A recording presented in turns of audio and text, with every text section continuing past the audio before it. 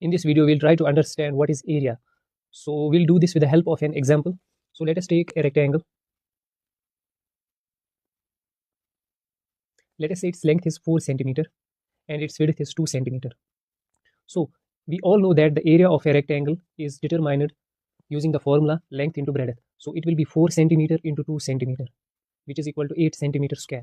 But most of us don't know what this 8 centimeter square means, what this 8 centimeter square signifies. So that is what we are going to learn in this video. So what we'll do, you know that the length of this rectangle is 4 centimeter. So we will divide this side of the rectangle into 4 equal parts, 1, 2, 3, and 4. Similarly, we will divide this side into 4 equal parts, and each part will be 1 centimeter long.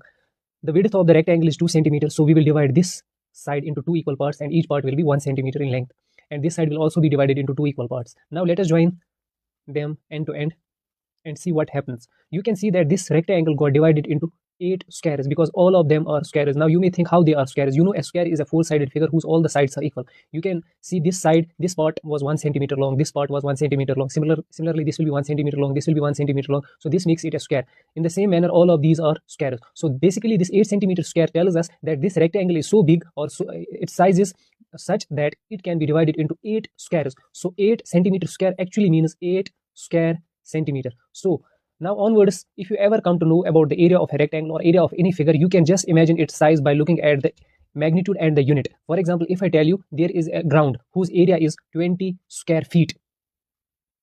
So how you can imagine that how big or how small that ground is? Just imagine a ground which can be divided into 20 squares, and each square will be 1 feet long. Now you can imagine how big that ground will be. On the other hand, if I tell you there is a ground whose area is 3 kilometer square, you may think that is just a small ground. No, 3 kilometer square means 3 square kilometer. So it means the ground is so big that we can make 3 squares within that ground, and each square will be 1 kilometer long. So that ground will be a very vast ground. So this 3 is actually the magnitude, and this square kilometer is the unit. So area is defined by its magnitude and its unit.